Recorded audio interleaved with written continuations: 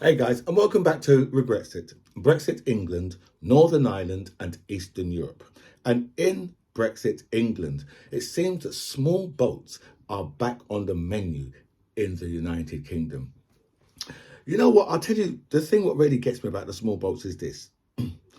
These Brex idiots, the Brex racist fools, the Brex tossers, the Brex jackasses do not realize that their actions have caused these little boats. They're still baffled as to why these little boats are coming over. They're still baffled as to why we've got, probably 70 or 80,000 people coming over on little boats every year, and not one of them are being sent back to France.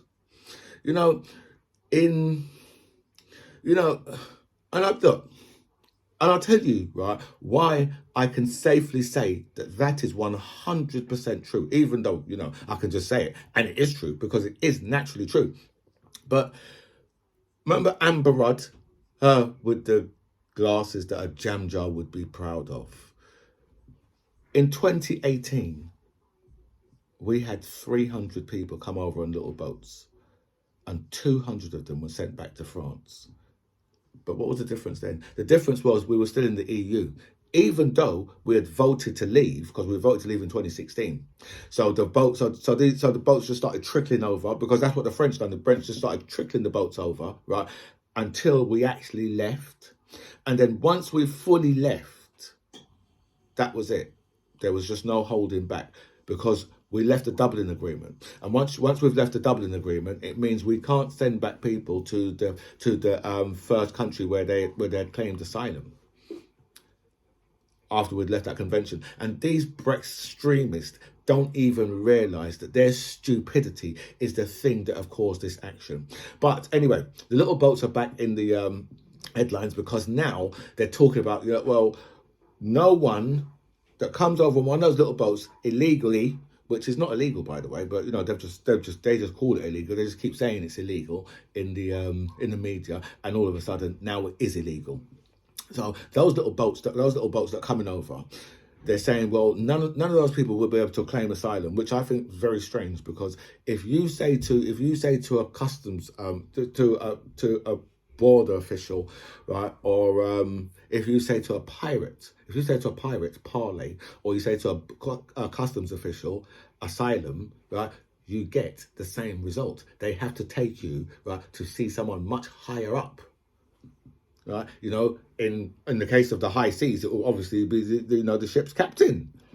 But in the case of, in Great Britain, it's obviously going to be like the asylum system that they go to in this, because I don't see how someone can claim asylum and the next one you could just say to them, no, you are going to Rwanda. But speaking of Rwanda, it's like it's 400 or 500 people that Rwanda have offered to take. Right, that's a day's crossing. Right, so what are they going to do with the other? What are they going to do with the other 65,000 or the other 75,000? What are they going to do with them? And then, I mean, if you look at these figures for Rwanda, because I mean, if we're talking like 500 people, right? They're paying Rwanda 120 million to take 500 people. So that's going to be, it's about 230, 200, about 240,000 per person. I mean, if we go for the lower figure of 400, right, then you're talking about 300,000 pounds per person. Imagine that. Imagine we're living in a country, right, where these people are like, you know something, we hate people of colour so much that we'll be prepared to pay 240 or 300,000 just so they don't come here. You might just give that money to the asylum seekers, because I'm sure they'll take that money and say, you know what, Syria looks pretty good to me, right? I mean, if they just took them to Rwanda and gave them that money, gave them £240,000 to go and live in Rwanda, I'm sure they'd be perfectly fine. They could live like an absolute king. out there for that with that type of money. You know, they probably would never want to darken the doors of this country. But you know, it just shows you a level of hate that we've got in this country where people are just like, you know what? We'll pay this amount of money, a life-changing amount of money, just so that we don't have to look at you. That's some level of racism.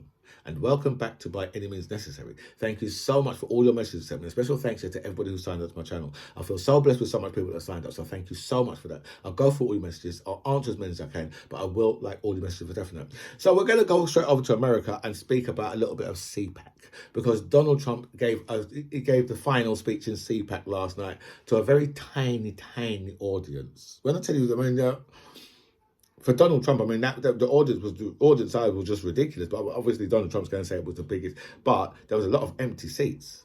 You see, that's the thing, right? You know, he can say how big the audience was, but when you look at the amount of seats that was empty, you say, well, something's gone wrong there, Donald. But I mean, you know, he's just on with all the normal stuff. You know, he's going to drain the swamp.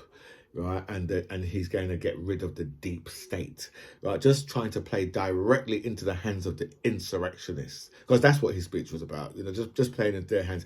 And you know, I was thinking about this earlier. I was thinking to myself, oh, all of those people, right, are in prison. Some of them, right, have been in prison since the day of that insurrection, right? You know, January the 6th. From since then, those people have been in prison. What was it? January 6th, what, 2020? It was a long bloody time ago. I know that much, right? And they're still in jail, or 2021, whichever date it was, right? And Donald Trump is in Mar-a-Lago, and you've still got people cheering for this man. Just, it's very, very sad to see where America has gone. But America and Britain is the same. Do you know what I mean? Because you know, these countries, right, are run for big business. They're not run for the people of the country. They're not run for they're run by big business for big business. You know, governments is not running Britain or America. And Matt Hancock, obviously, we had a lot more allegations. You know, a lot more things have come out. You know, the Matt Hancock tapes, right? By Isabel Oakeshott, the vile character. But you know, it seems that Professor Chris Whitty said to Matt Hancock, listen, people don't need to isolate for 14 days. We can just have them isolate for 7 days. And Matt Hancock was like, no, it's a bad idea, because people are going to be thinking that we've been giving out the wrong advice all this time. So no, we're going to keep to it. And, you know, and there's messages coming out where he's saying, well, he wants the police to come out and be really, really hard on the people. You know, it's just like, it's really, I mean, it's really, really, these people being in charge of the pandemic, right? You know, if it wasn't they're stealing a load of money, right? You know, just the level of incompetence that they have shown shows you why so much people died throughout the pandemic, because we had people like Matt Hancock in charge. And Matt Hancock, yeah, is a damn idiot. You know, this seriously. And then let's speak about our new rail fares, because we've got an increase in our rail fares of 6 or 7%. So on some season tickets, that's going to put it up by a couple of £100, right? But you know, remember what I was saying just a little while ago, right? That this country in America, they're not run for the people; they're run for big business. If we go to Germany now, right? In Germany, you can buy a ticket. I was going to say rail ticket, but this ticket actually you can go on trams, trains, and buses for €49 a month, that takes you anywhere in the country, anywhere in Germany, for €49 a month. Think of, right, if you could buy a ticket in this country that take you anywhere in the country for £49, what your saving would be. What would your saving be?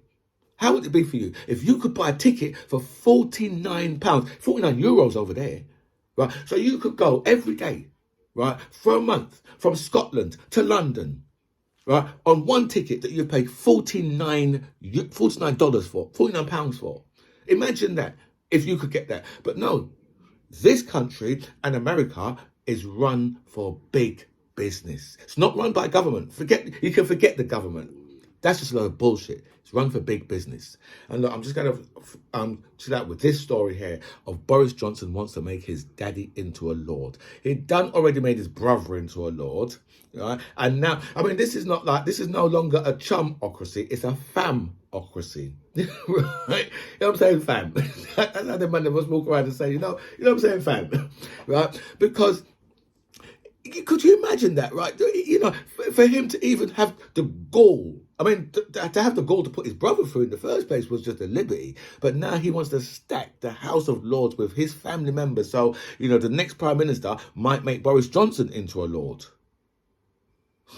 This is just like, you know, I don't know how he gets away with it. Anyway, guys, look, this has been 10 minutes and I'm 34 seconds over. So that's not too bad, right? My friends, this is By Any Means Necessary. I'm the MC John Ribbs. It was really nice to speak to you guys. Comments below.